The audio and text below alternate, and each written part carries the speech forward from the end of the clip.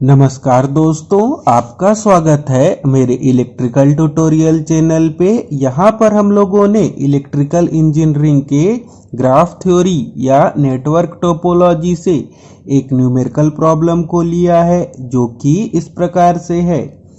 Obtain the fundamental cut set matrices for the graph shown in figure.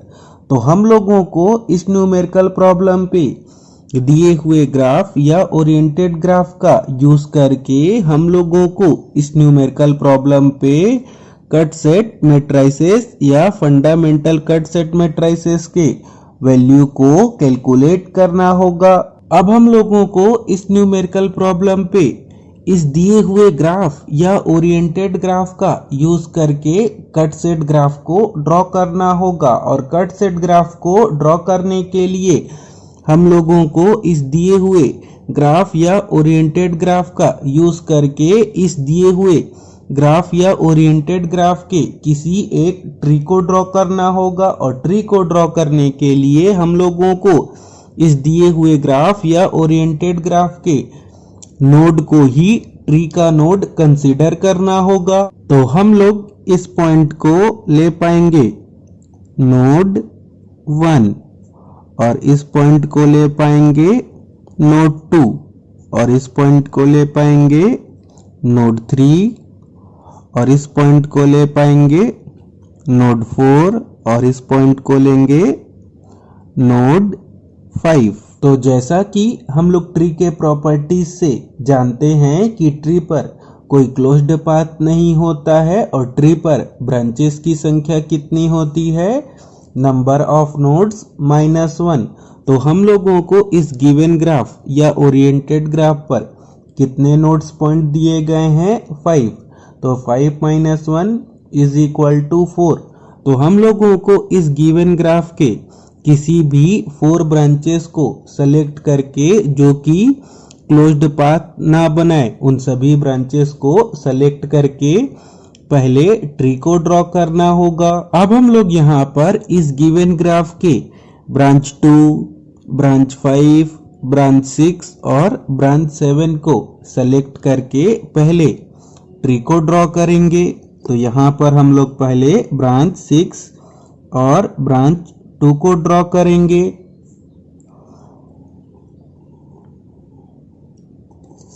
तो यहाँ पर हम लोगों ने पहले ब्रांच 6 और ब्रांच 2 को ड्रॉ किया।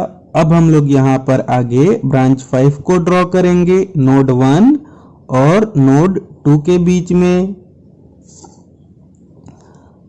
और यहाँ पर हम लोग लिखेंगे ब्रांच 5। अब हम लोग यहाँ पर आगे ब्रांच 7 को नोड 4 और नोड 3 के बीच में ड्रॉ करेंगे और इस पर हम लोग लिखेंगे ब्रांच 7। और हम लोगों को ध्यान रखना होता है कि ट्री के ब्रांचेस पर कैसा डायरेक्शन लेना होता है। जैसा कि हम लोगों को गिवन ग्राफ या ओरिएंटेड ग्राफ के ब्रांचेस पर डायरेक्शन दिया हो, वैसा ही डायरेक्शन हम लोगों को ट्री के ब्रांचेस पर भी लेना होता है। और जैसा कि हम लोग जानते हैं कि ट्री के ब्रांचेस को ही क्या कहा जाता है, ट्विग्स कहा जाता है। तो यहाँ पर कौन कौन से ब्रांचेस ट्विग्स हो जाएंगे, 2, 5, 6, 7। तो यहाँ पर हम लोग ट्विग्स करके लिख लेते हैं। लिखेंगे ब्रांच 2, ब्रांच 5, ब्रांच 6 और ब्रांच 7 को। अब हम लोग इस ट्री पर गिवन ग्राफ का यूज करके लिंक्स को भी ड्रॉ करेंगे।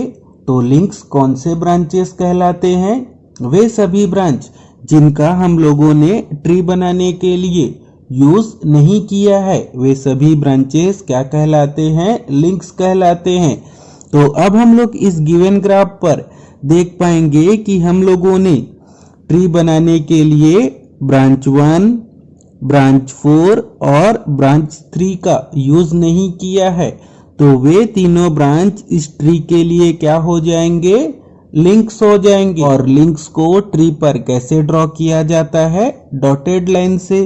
तो अब हम लोग यहाँ पर पहले लिंक 4 को ड्रॉ करेंगे जो कि नोड 1 और नोड 4 के बीच में होगा। और हम लोगों को इसमें डायरेक्शन कैसे लेना होगा, जैसा हम लोगों को गिवन ग्राफ पर डायरेक्शन दिया हो।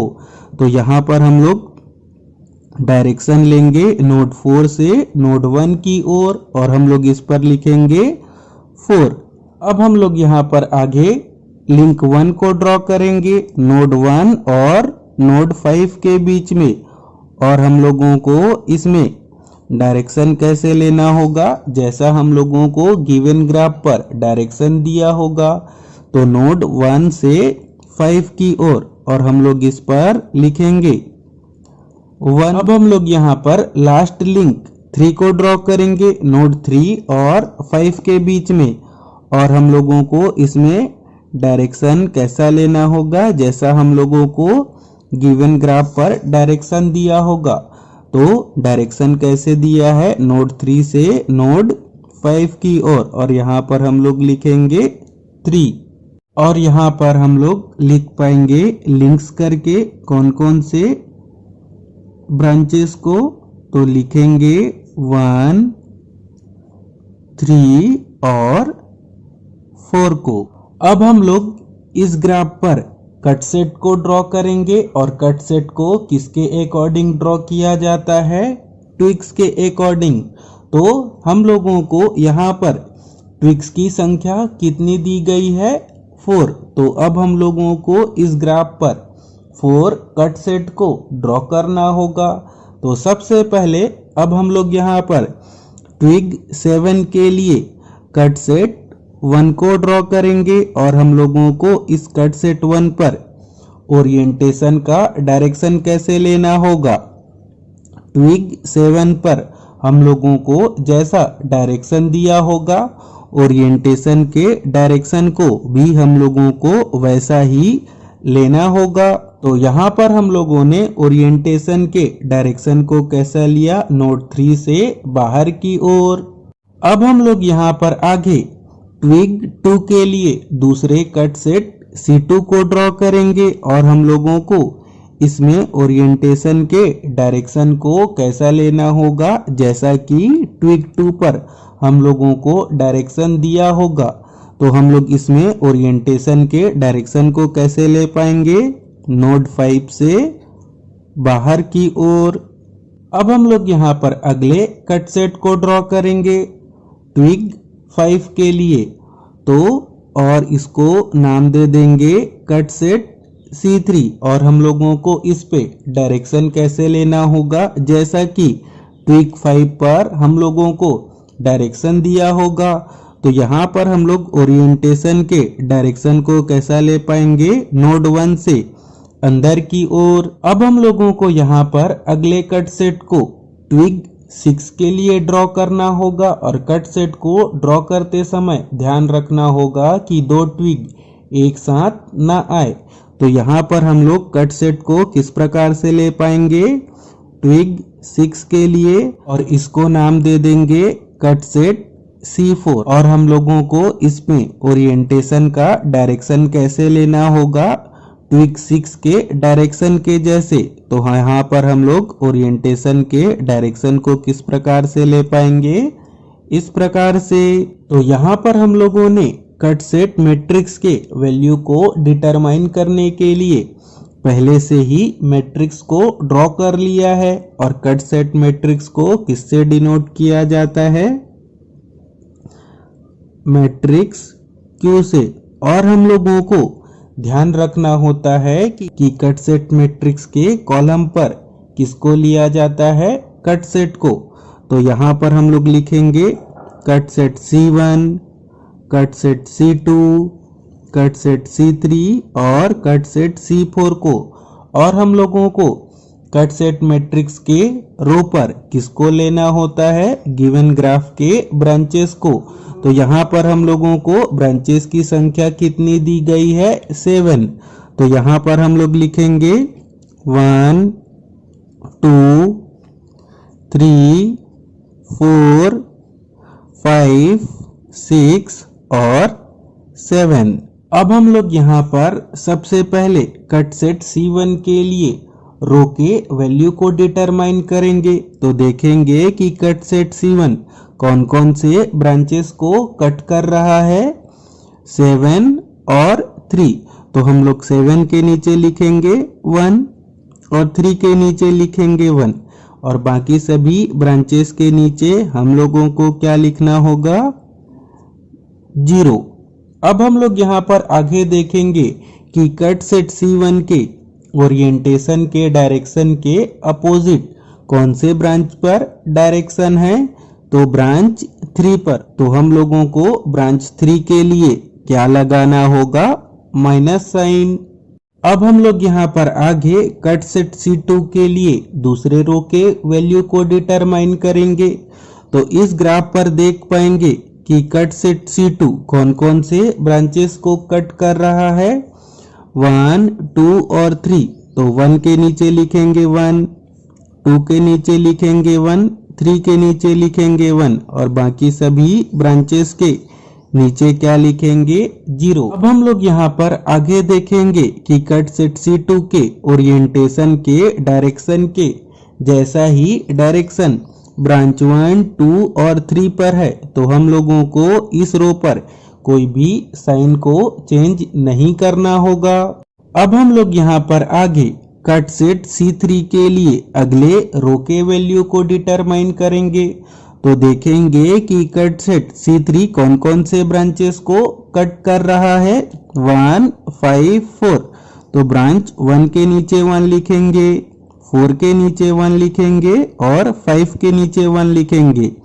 बाकी सभी ब्रांचेस के नीचे क्या लिखेंगे, 0। अब हम लोग यहाँ पर आगे देखेंगे कि कट सेट C3 के ओरिएंटेशन के डायरेक्शन के अपोजिट ब्रांच 4 पर डायरेक्शन है। तो हम लोगों को ब्रांच 4 के लिए क्या लेना होगा, माइनस साइन। अब हम लोग यहाँ पर आगे कट सेट C4 के लिए रो के वैल्यू को डिटरमाइन करेंगे। तो देखेंगे कि कट सेट C4 कौन कौन से ब्रांचेस को कट कर रहा है, 4, 6 और 3। तो हम लोग 3 के नीचे 1 लिखेंगे, 4 के नीचे 1 लिखेंगे और 6 के नीचे 1 लिखेंगे और बाकी सभी ब्रांचेस के नीचे हम लोगों को क्या लिखना होगा, 0। और यहाँ पर हम लोग देख पाएंगे कि कट सेट C4 के ओरिएंटेशन के डायरेक्शन के जैसे ही ब्रांच 4, ब्रांच 6 और ब्रांच 3 पर डायरेक्शन है। तो हम लोगों को इस रो में किसी भी प्रकार का कोई साइन चेंज नहीं करना होगा। तो यहाँ पर हम लोगों ने दिए हुए गिवन ग्राफ के लिए कट सेट मैट्रिसेस के वैल्यू को डिटरमाइन किया। तो इसी के साथ ही हम लोगों का यह न्यूमेरिकल प्रॉब्लम कंप्लीट हुआ। तो अगर आपको यह सब बताने का मेथड, समझाने का मेथड अच्छा लगा हो तो इस वीडियो को लाइक एंड शेयर कीजिए और मेरे चैनल को सब्सक्राइब कीजिए। Thank you.